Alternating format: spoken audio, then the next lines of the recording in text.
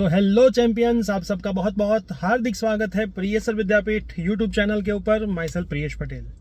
जैसे हमने आपको बोला था कि हमारी फर्स्ट इवेंट के लिए हम आज जाने वाले हैं। मैं रेडी हो चुका हूँ। हमारा जो मटेरियल था, जो बच्चों को बुक्स देनी थी, ये सारी बुक्स यहाँ पे पीछे पड़ी हुई है, वो हम सारे बच्चों को देने वाले हैं। अभी मैं यहाँ से जाऊँगा हमारे दूसरे क्लास पे। मेरा एक क्लास ख़त्म हो चुका है, 11th का था गुजराती मीडियम का। अब मैं मेरे इंग्लिश मीडियम के इंस्टीट्यूट पे जाऊँगा, जहाँ पे भूमि मैडम के इंग्लिश के लेक्चर भी ख़त्म हो चुके होंगे। बीच में 1 घंटे का ब्रेक है, तो अभी स्टूडेंट्स को देने जाना है सेक्टर 13 के अंदर। गांधीनगर सेक्टर 13 के अंदर जो स्टूडेंट्स हैं, वो सभी स्टूडेंट्स को हम बुक देने के लिए जा रहे हैं।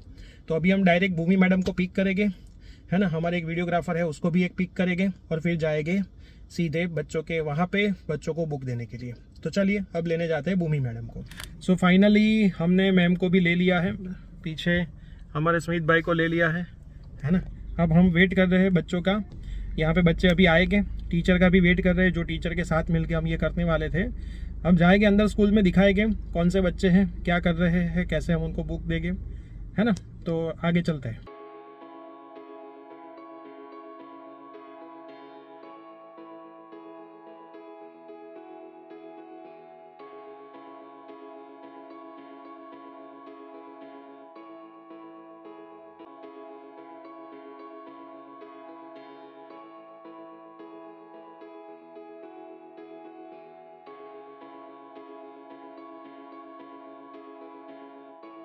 મારું નામ પ્રિયેશ પટેલ છે। મારા વાઈફ ઇંગ્લિશ ભણાવે બરાબર। ઓનલાઈન થી અમે ભણાવીએ છીએ છોકરાઓને। તમે તો હજી બહુ નાના છો, એટલે તમારે તો અત્યારે ઓનલાઈન ની કોઈ જરૂર નથી। કેવું ચાલે તમારું ભણવાનું?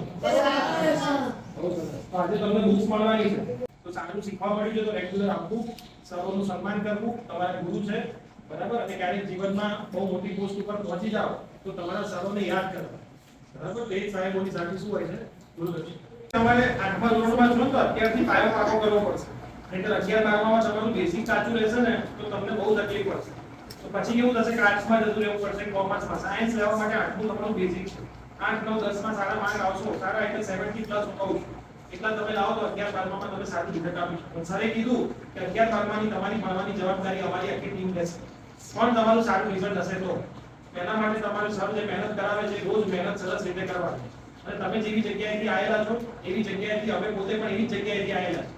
અત્યારે અમે સારી પોઝિશન પર છીએ, પણ તમારા વખતે અમે તમારા જેવા જ હતા, અમે ક્યાંક ફ્રી ભણ્યા છે બરાબર। તો એવું ક્યારે જીવનમાં રાખતા નહીં કે ભાઈ પરિસ્થિતિ ખરાબ છે, તમારે ક્યાં પરિસ્થિતિ ખરાબ છે, જે જોઈએ તમને માંગો તમને બધું મળી જશે બરાબર। પણ હવે તમારે તમારી ફેમિલીની કન્ડિશન સુધારવાની જવાબદારી તમારા હાથમાં છે બરાબર। તો તમારા હાથમાં બધું જ છે, તમે ધારો એ બધું કરી શકો છો।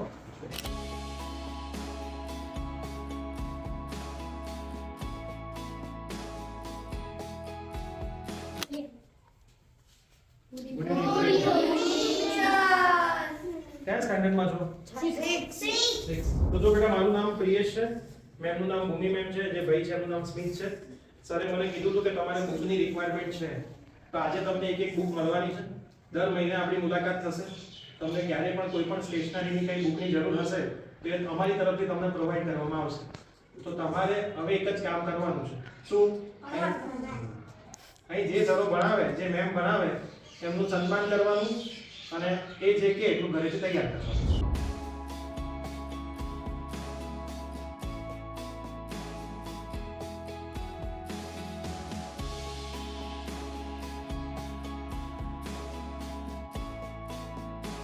થેન્ક યુ બોલો। તમને બધાને ખબર જ હશે કે અત્યારે ફેબ્રુઆરી મહિનો ચાલે છે, એટલે બધા ડેઝ ચાલે, આપણે રોઝ ડે ને ડિફરન્ટ ચોકલેટ ડે ને બધા। વાત એમ છે કે શાયદ કદાચ આ વસ્તુ મને મળે જ, બટ ઓબ્વિયસ વસ્તુ છે, પણ આ સૌથી વધારે ખુશી છે ને, ઘણા બધા વિડીયોમાં જોયું હશે કે કદાચ આટલા પૈસા બચાવીને છે ને તમે કોઈની હેલ્પ કરો ને, ત્યારે ઇનર જે ફિલિંગ હોય ને, અંદરથી જે ખુશી થાય ને, બહુ જ મહત્ત્વની છે।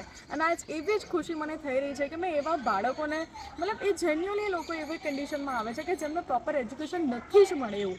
અને સેલ્યુટ આ સરને છે કે ફ્રીમાં, અત્યારના જમાનામાં ફ્રીમાં કોઈ માટે કરવું છે ને એ બહુ મોટી વસ્તુ છે। અને આજે મને એટલી બહુ જ ખુશી થાય છે કે શાયદ આનાથી કદાચ કોઈ વ્યક્તિ મને ગમે તેટલી મોટી સરપ્રાઈઝ આપે ને તો કદાચ હું ખુશ થઉં, પણ જે અંદરની આત્માની ખુશી છે ને એ આજે મને અનુભવ થયો છે।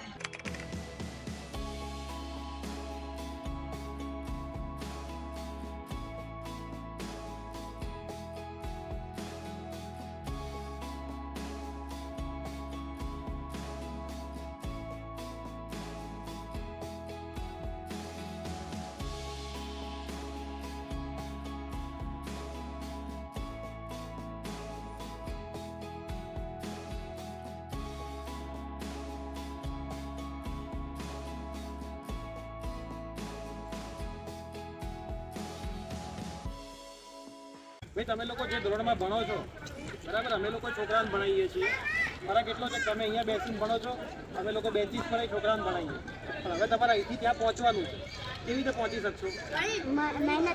તો હું તમને ઘણી વખત જોતો હોઉં છું કે ભણવા સિવાયની વધારે પ્રવૃત્તિ તમે બહુ વધારે કરો. મસ્તી મસ્તી ચલો આ બાજુના છોકરા કરે બરાબર છે, પણ આ બાજુના છોકરા 8, 9, 10 ના મસ્તી વધારે કરતા હોય. તો જો તમારો 8, 9, 10 અને નાનું ધોરણ અત્યારે મહત્વના ધોરણો છે, મસ્તી બરાબર છે, કરવી જ જોઈએ, ભાઈ ના નથી, તમે નહીં કરો કોણ કરશે? પણ મસ્તીમાં ને મસ્તીમાં ભણવાનું ઓછું થઈ જાય એવું ના બને. તમને તમારા આ ટીચરો અહીંયા આવીને તમને ભણાવે છે, તો તમને કોઈ ટીચરો ધારો કે ના મળ્યા હોય તો કેવી રીતે ભણાશે? છે કોઈ પાસે જવાબ? ચલો આ તો સર આવીને તમને ભણાવે છે, મેમ આવીને ભણાવે છે, બીજા સરોને એવું જોતો ભણાવે છે, ઘણા લોકો આવીને તમને જમાડી જાય છે, તમને ચોપડા પ્રોવાઈડ કરે છે, વસ્તુ આપે છે, કોઈ વાત જ નહીં તો તમે શું કરો? તો તમારે એનું મહત્વ સમજવાનું છે. અમે લોકો 11-12ની ટીમ છીએ, તમે જ્યારે 11માં આવશો ત્યારે તમને બધું અમે લોકો ભણાવીશું, બરાબર? એમાં બી ફી નહીં લઈએ, ફ્રીમાં ભણાવીશું, પણ એના માટે તમારે સાયન્સ રાખવા માટે 8, 9, 10માં મહેનત તો કરવી પડશે ને. ભણાવે છે ને સરસ ટીચરો?